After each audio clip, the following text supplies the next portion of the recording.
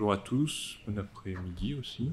Donc la présente présentation donc, est relative aux latitudes offertes par l'Eurocode 7 et les normes en géotechnique, là, pour le sujet qui nous intéresse aujourd'hui, c'est-à-dire l'optimisation des ouvrages en géotechnique. Donc c'est un sujet un peu général, donc j'ai essayé, on va dire, de ne pas raconter trop de banalités. Enfin, en introduction, donc, ce qu'on peut dire, c'est qu'au niveau des normes en géotechnique, donc celles-ci couvrent l'ensemble du domaine de la géotechnique, puisqu'elles vont des essais jusqu'à l'exécution en passant par le calcul, le dimensionnement et la conception.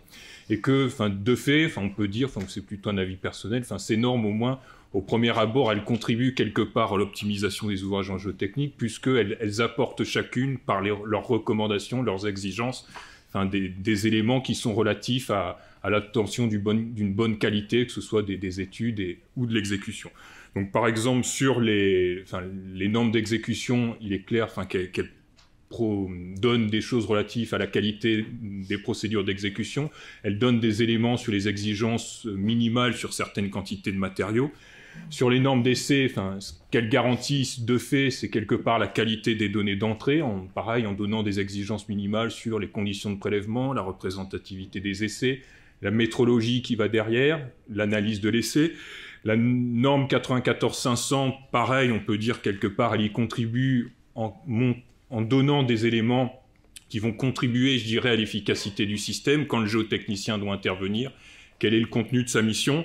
Et en ce qui concerne donc plus précisément donc la commission de normalisation et de justification des ouvrages géotechniques, donc qui s'occupe de l'Eurocode 7, on retrouve en dernier point les normes de calcul de dimensionnement et de conception, qui seront l'objet de la présente présentation, qui comporte, je dirais, deux aspects par rapport au sujet de l'optimisation. Donc d'une part, des éléments assez généraux de stratégie.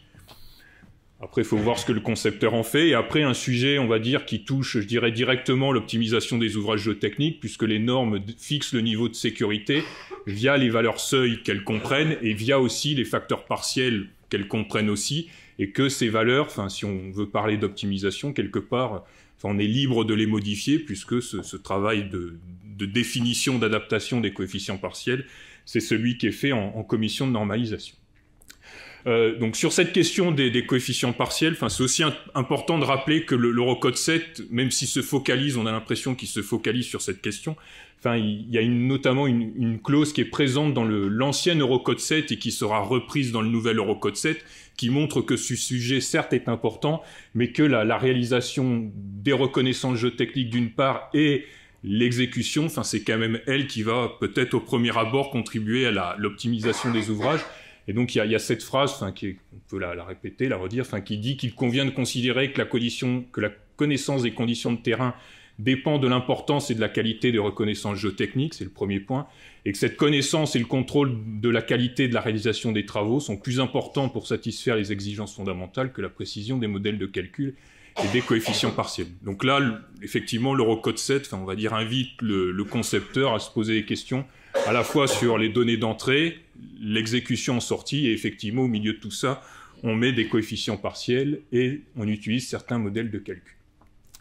Donc sur ce, je vais essayer, comme j'ai dit, de découper un peu la présentation en deux. Donc d'une part, essayer de montrer en quoi l'Eurocode 7 peut être un cadre à l'optimisation des ouvrages géotechniques, en essayant de lister un certain nombre de thèmes que l'Eurocode 7 donne, on va dire, au concepteur. Et dans une deuxième partie, on reviendra sur cette question des valeurs seuil et des coefficients partiels. Alors la première thème, on va dire, que met en avant l'Eurocode 7, c'est que c'est clairement la reconnaissance géotechnique. Alors certes, il n'y a pas de choses, on va dire, extrêmement claires pour le sujet qui est l'optimisation. Néanmoins, le message principal qui est passé, c'est que toute cette reconnaissance géotechnique, elle doit être faite dans un objectif de gestion de l'incertitude des propriétés des terrains, à la fois pour le dimensionnement, bien entendu, mais aussi pour l'exécution, de manière à ce que l'entreprise, que ce soit une entreprise de pieux, de port moulé, de ce que vous voulez, puisse adapter ses conditions de travaux en fonction du terrain, et donc il ne faut pas seulement se cantonner au calcul en tant que tel. Donc sur ce thème, effectivement, l'Eurocode 7, il y a une nécessité d'une reconnaissance, c'est assez banal. Cette reconnaissance, elle comprend des choses sur site, en laboratoire, ça peut être complété par des données qui sont déjà acquises. Donc là, il y a peut-être tout le débat de l'existence de bases de données dans tous les bureaux d'études qui qui existent, on va dire, et comment on intègre ces bases de données dans la reconnaissance du terrain. Et d'autre part, enfin, il y a un sujet qui est toujours en cours de discussion au niveau européen, c'est est-ce que vis-à-vis de ce sujet de la gestion des incertitudes, il faut fixer ou comment fixe-t-on un niveau de sondage, un volume minimal de sondage? Donc là, la question est très compliquée. En fait, tout dépend comment on comprend le terme minimal. C'est-à-dire, soit on comprend le terme minimal, je dirais, comme condition nécessaire et suffisante, et auquel cas, minimal, c'est maximal. C'est-à-dire, comme la norme dit, voici ce qu'il faut faire au minimal, il n'y a pas besoin d'en faire plus. Ou alors, on comprend minimal au sens strict du terme, et dans ce cas-là, on en fait plus. Donc là, la différence, on va dire, de compréhension fait que c'est assez dur de conclure sur cette question. Et donc, de manière générale, il y a cet équilibre à trouver, effectivement, entre le volume de la reconnaissance des terrains et ce message que passe l'Eurocode 7 de manière un peu incessante, qui est vraiment comment gérer ces incertitudes. Ensuite, comme autre thème sur lequel on peut, effectivement, discuter, il y a cette différence, qui apparaît pas forcément de manière nette dans l'ancien Eurocode 7, mais qui apparaît peut-être de manière plus nette dans le nouvel Eurocode 7, c'est la différence entre les valeurs représentatives, pour faire des calculs, et les valeurs probables. Et donc, l'idée, c'est de bien dire qu'il y a une distinction entre ces valeurs représentatives qui sont utilisées pour la vérification des états limites, que ce soit des ELU et des ELS, et les valeurs dites probables, lorsque les anglo-saxons appellent best estimate values, qui sont plus celles destinées à la prévision des déplacements des ouvrages existants ou projetés. Et donc, de manière générale, de mieux faire ou de bien faire cette distinction, ça éviterait, selon ce qu'on le regarde, de pouvoir optimiser son ouvrage. Sachant que vérifier des ELS, c'est pas forcément prévoir l'étassement de l'ouvrage en tant que tel, c'est vis-à-vis de conditions d'exploitation que donne le maître d'ouvrage, le client, c'est de vérifier que l'ouvrage que je vais en train de faire satisfait ses exigences. Donc effectivement, en fonction du projet, de l'étape du projet dans lequel on est, quand on est en avant-projet, en projet ou en exé, on n'a pas forcément la même connaissance du projet, la géométrie du projet est différente, on ne connaît pas nécessairement toutes les descentes de charges, les méthodes d'exécution ne sont pas connues, et donc tout ça, effectivement, ça force à utiliser des valeurs représentatives, donc qui sont relativement prudentes et qui vont permettre effectivement de gérer les incertitudes résiduelles, quitte à faire évoluer ces valeurs représentatives après. Jean-Paul, peut-être tu l'aborderas à la table ronde, c'est-à-dire qu'il n'y a aucune raison de garder les mêmes valeurs représentatives en phase AVP, en phase pro et en phase exé, les incertitudes diminuant au fur et à mesure du projet, on pourrait largement optimiser ces valeurs représentatives. A contrario, quand on s'intéresse à la prévision d'ouvrages existants, on raisonne sur des ouvrages qui ont déjà, qui peuvent avoir une certaine durée d'exploitation. Vous avez certaines voûtes du métro qui existent depuis 100 ans, d'autres ouvrages qui existent depuis 20 ans, 30 ans. Ils ont une histoire, ils ont connu des charges, donc on a quand même une bonne idée de la manière dont ils se sont comportés, est-ce qu'ils ont subi des désordres ou pas. Et donc, quand on s'intéresse à vérifier le comportement de ces ouvrages vis-à-vis de travaux projetés, là, effectivement, les discussions qui se tiennent actuellement au niveau européen de l'Eurocode 7, c'est se dire, comme on maîtrise mieux les incertitudes, on peut se positionner en prenant des valeurs probables qui sont, on va dire, plus élevées que les valeurs représentatives. Donc pareil, l'idée ici, c'est de bien faire la distinction entre les deux, de manière à optimiser son projet et pas prendre, on va dire, un même jeu de valeurs, et avec ce même jeu de valeurs, tout au long de la vie du projet, que je regarde l'ouvrage que je vais faire ou l'ouvrage ou des ouvrages existants, de faire tous les calculs avec ce même jeu de valeurs-là. Donc ensuite, sur ces questions de valeur de propriété des terrains, alors ça c'est plus des choses qui existent déjà dans l'actuel Eurocode 7, c'est de bien faire les distinctions entre les valeurs dérivées, qui sont les valeurs qui sont présentes dans le rapport de reconnaissance géotechnique, qui sont pas nécessairement liées à un ouvrage, parce que quand on fait la reconnaissance, dire, on a une idée de l'ouvrage qu'on veut faire, mais précisément, on ne sait pas forcément si on va faire des pieux, des semelles. Donc, c'est pour ça qu'on parle de valeurs dérivées qui sont dans le modèle de terrain, et de faire donc la distinction avec des valeurs représentatives qui, elles, vont être considérées dans les calculs, et dès lors qu'on fait des calculs, effectivement, on doit avoir forcément une meilleure idée de ce qu'on calcule. C'est le cas de le dire.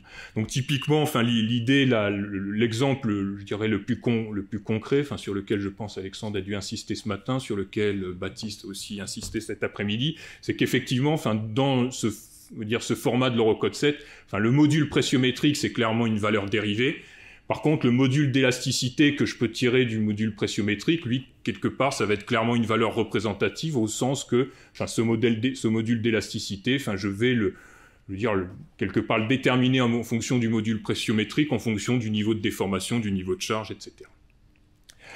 Donc sur les valeurs représentatives, donc ça a été illustré à de nombreuses reprises. Alors c'est peut-être moins clair dans l'ancien Eurocode 7, je dirais, peut-être que dans le nouvel, mais le nouvel Eurocode 7 oblige véritablement à se poser un peu toutes ces questions-là par rapport à la manière dont je vais appréhender mes valeurs représentatives de propriété terrain par rapport aux valeurs dérivées, c'est-à-dire les valeurs qui sortent quelque part des essais. Donc tout ça, ça va s'insérer dans un modèle de dimensionnement géotechnique pour faire des justifications aux ELS et aux ELU. Et on va essayer d'examiner tout ça, c'est-à-dire les états limites. Pour chaque état limite, j'ai des situations de calcul permanentes, transitoires, sismiques, accidentelles. Donc je vais gérer des risques, on va dire, qui n'ont pas forcément la même importance.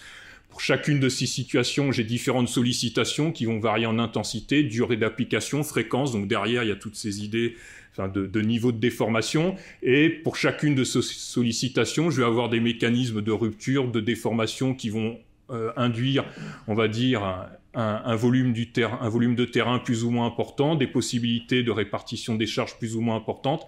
Et donc tout ça, effectivement, il faut le prendre en compte quand on produit sa valeur représentative. Et ça permet effectivement, la prise en compte de tout ça, comme ça a été illustré, je pense, pas mal aujourd'hui, ça permet effectivement d'optimiser les ouvrages. Donc par exemple, ça permet d'aboutir, c'est un peu symbolique, mais à ce genre de graphique-là, où on peut distinguer en fonction du type de charge qu'on a, donc des charges, on va dire, de très longue durée d'application, des charges de très courte durée d'application. En fonction du nombre de cycles des charges, on peut distinguer des charges permanentes, des charges d'exploitation classique, des charges, on va dire, climatiques, des accidents, des séismes ou des machines vibrantes. En fonction de tout ça et quelque part du niveau de sécurité qui est associé à chacune de ces actions, sous des chocs et des impacts, on a des niveaux de sécurité proches de 1. Sous charge permanente, on est plus proche de 2 ou 3. Donc, quelque part derrière, il y a le niveau de déformation implicite qui est couvert. Enfin, on peut aboutir à des corrélations comme ça, sachant que le module 0 de départ, lui, effectivement, il faut bien l'estimer. Enfin, vous pouvez le prendre le module pressiométrique multiplié par un certain 3, 4, ce que vous voulez. Et à partir de là, on peut dérouler une espèce de raisonnement qui aurait la forme suivante. Donc, tout ça, effectivement, ça doit permettre de largement optimiser les ouvrages. Après, le dernier thème, on va dire un peu général qu'on peut trouver dans l'Eurocode 7, c'est tout ce qu'il y a au niveau des stratégies de dimensionnement et de la notion d'expérience comparable. Alors, ce qui est important, c'est que l'habitude veut qu'on fasse énormément de calculs et qu'on croit dans nos calculs, mais l'Eurocode 7, effectivement, il met exactement sur le même plan d'égalité des calculs par facteur partiel, qui est l'habitude, ou éventuellement des calculs avec des approches fiabilistes. Bon, ça c'est, on va dire, assez exceptionnel, puisque ça supposerait qu'on connaisse la distribution statistique des actions et la distribution statistique des propriétés des terrains dans le sol.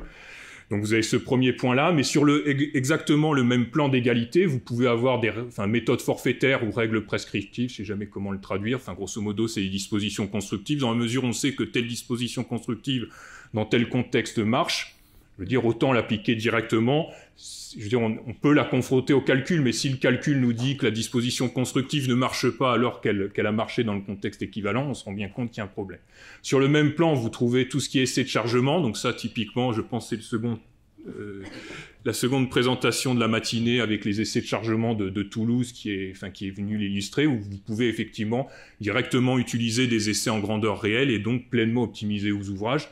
L'Eurocode 7 même autorise la modélisation physique, c'est-à-dire ce qu'on appelle modélisation physique, ça peut être par exemple des essais en centrifugeuse, et effectivement la méthode observationnelle dans les cas, en fait l'Eurocode 7 le présente comme ça, dans les cas où notamment les calculs ne nous permettent pas de gérer suffisamment correctement les incertitudes, c'est-à-dire que si on est dans des cas qui sont extrêmement compliqués, où on ne connaît pas bien les propriétés des terrains, imaginons un tunnel à sous 2000 mètres de recouvrement, typiquement le Lyon-Turin, il est clair que la méthode observationnelle, c'est véritablement le cadre qui permet de dérouler les travaux avec un scénario de base basé sur des choses les plus probables, et puis par rapport aux mesures, on va adapter selon des stratégies déjà prédéfinies.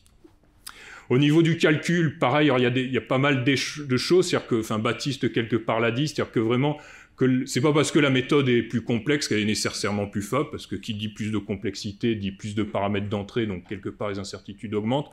Donc pareil, que soit les méthodes soient analytiques, semi-empiriques ou numériques, quelque part elles ont tous le même poids dans la mesure où elles sont bien calibrées sur l'expérience. Et l'autre point, c'est qu'il y était une difficulté, par exemple, d'application des modèles numériques. Maintenant, le format de vérification aux ELS ou aux ELU vaut pour l'ensemble. Donc ça, c'est, enfin, l'optimisation passe vraiment par la comparaison de chacune de ces approches et puis le fait que si on s'aperçoit qu'il y en a une qui n'est pas appropriée, ben on peut choisir l'autre. Et sur le calcul, enfin, ce que j'avais noté ici, enfin, calcul en déplacement, c'est qu'effectivement, enfin, essayer de tirer parti à juste titre de la complexité des calculs qu'on met en œuvre. Donc voilà pour la première partie. Alors sur la deuxième partie, donc là c'est plus, je dirais, personnel, on va dire, c'est qu'effectivement dans nos normes, il y a un certain nombre de valeurs seuil et de facteurs partiels, on va dire, qui touchent au premier lieu à la sécurité des ouvrages. C'est-à-dire que si vous voulez optimiser, on peut raboter les facteurs partiels de 20%, on va optimiser. Donc j'ai fait par exemple un recensement, on va dire, de tous les valeurs seuil, par exemple, qui sont contenues dans nos normes. Donc c'est pas exhaustif, et après il y a des propositions qui engagent que moi. Mais bon, c'est pour ouvrir la discussion par rapport à tout à l'heure. Donc par exemple, enfin ça fait quand même 50 ans qu'on calcule avec un Cmax égale 25 mégapascal dans les ponts. Donc on pourrait éventuellement l'augmenter. Je pense que ce serait pas dramatique. 0,3 FCK étoile, alors effectivement c'est extrêmement faible par rapport à ce qu'elle calcule dans d'autres pays. Donc pareil, enfin des augmentations ne serait-ce que marginales. Alors sur des projets, ça se ferait pas, mais par exemple à l'échelle de tout le génie civil, notamment si on regarde l'optimisation sous l'angle impact climatique, enfin forcément on mettrait moins de ciment. Et je pense, enfin, le 0,3 FCK étoile, à mon avis, il est conservateur.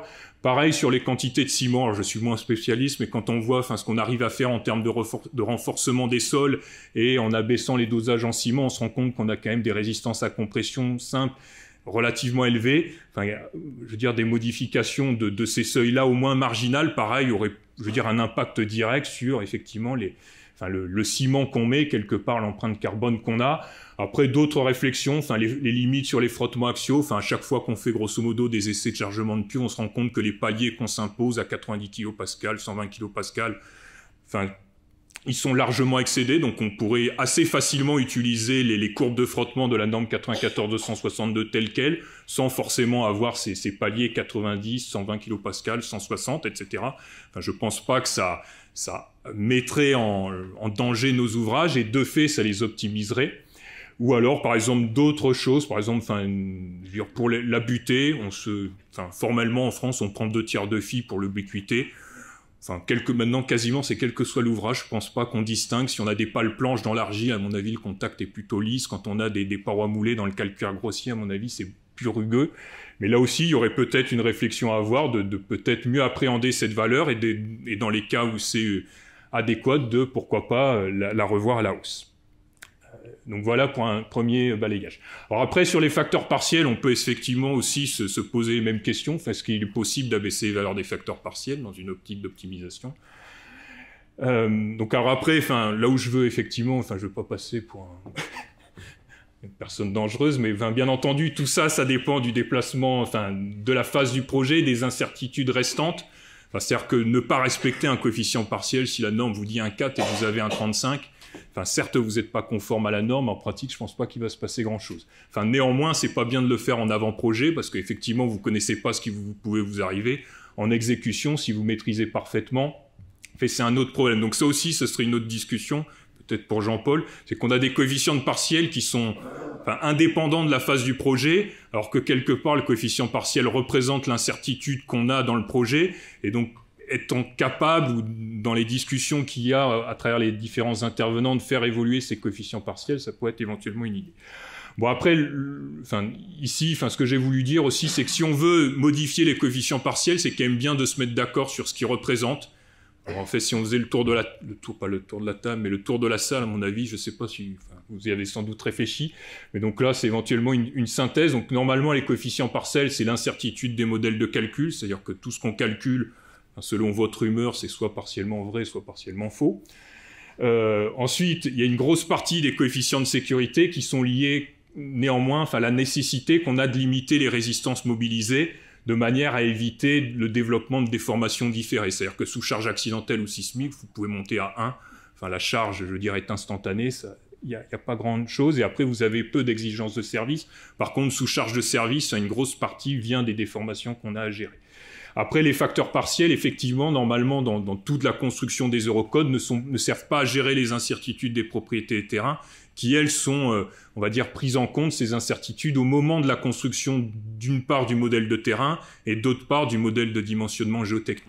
Donc après, si on est d'accord sur ça, après ça permet effectivement de réfléchir, optimiser. C'est sûr que si on n'est pas d'accord sur l'architecture globale du système de sécurité, si les uns pensent que toute l'incertitude des sols est gérée par les coefficients de sécurité ou l'inverse, c'est compliqué de pouvoir réellement les modifier leurs valeurs et d'optimiser.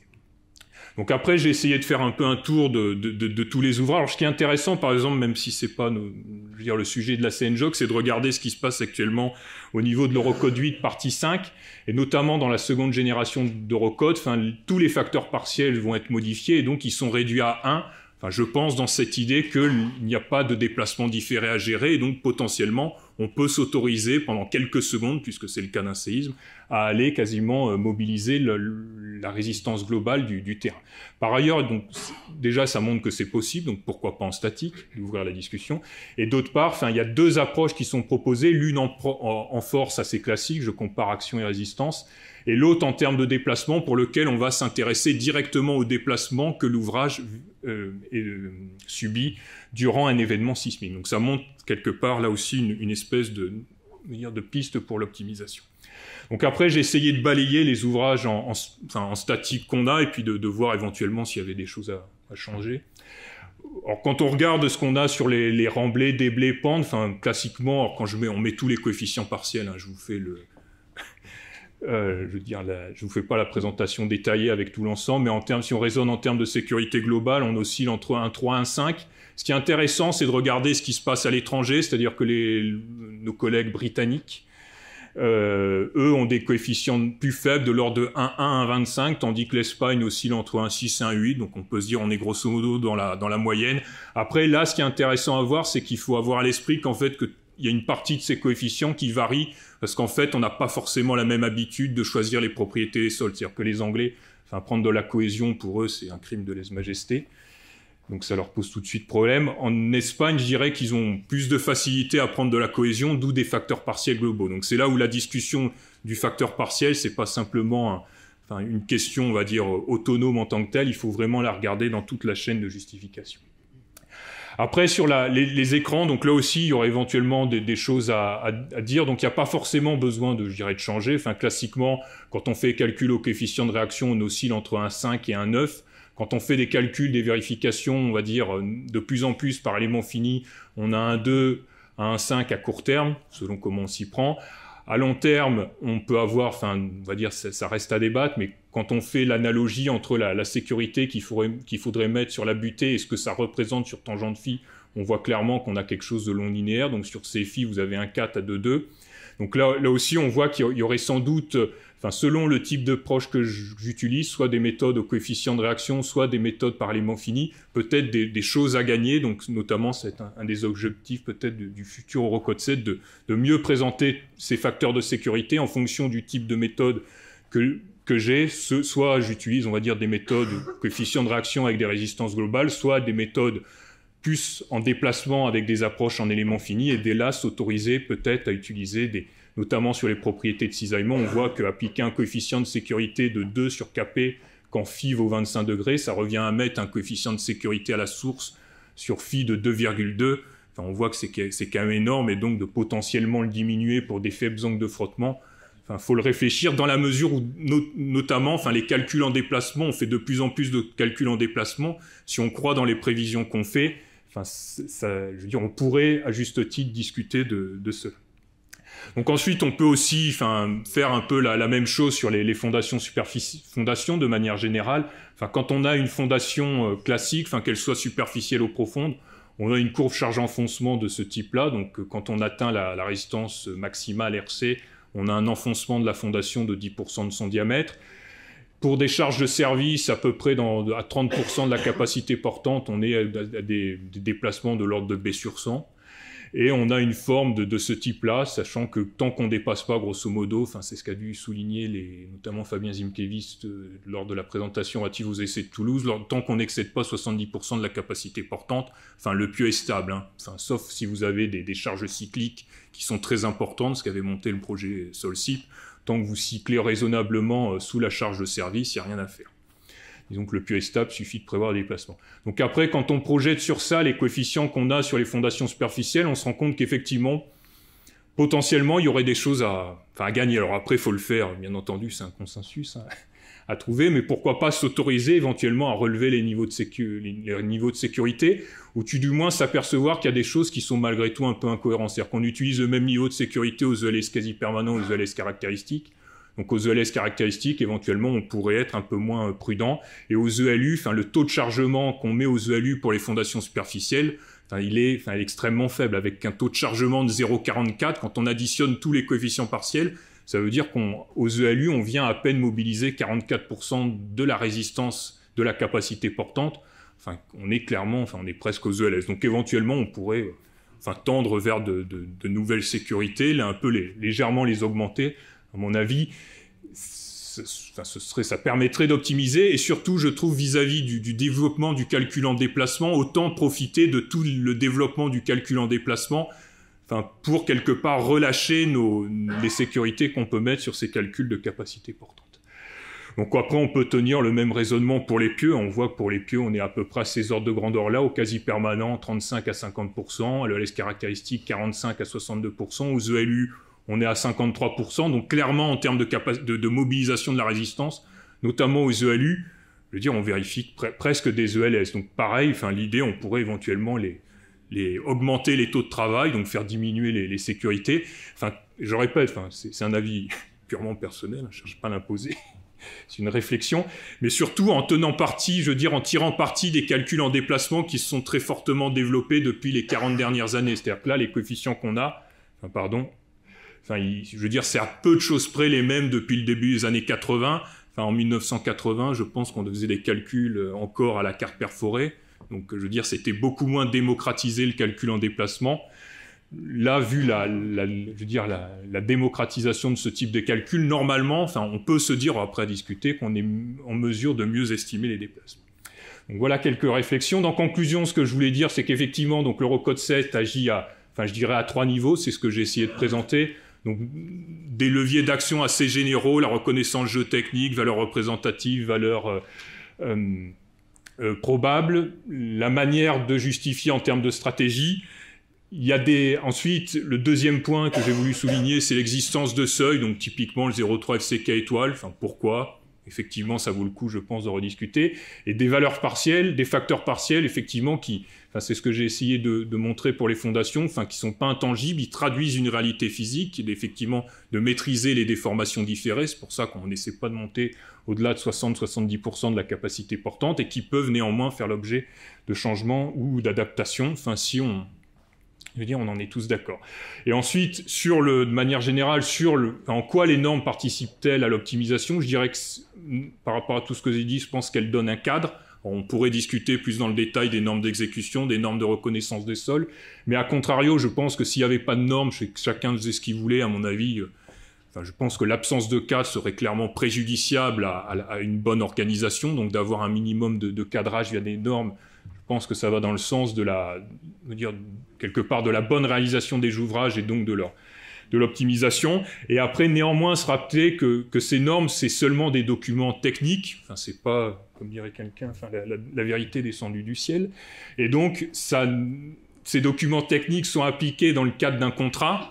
C'est seulement ça. Et donc, ce cadre doit être vu comme tel par les différents acteurs autour du projet. Et donc, il faut faire preuve d'une certaine souplesse par rapport à leur interprétation, notamment vis-à-vis des incertitudes qui tendent à se réduire au cours d'un projet. C'est-à-dire que quand vous débutez un projet, et je finirai sur ça, effectivement, le respect des coefficients partiels, je pense, est fondamental en phase AVP, en phase pro.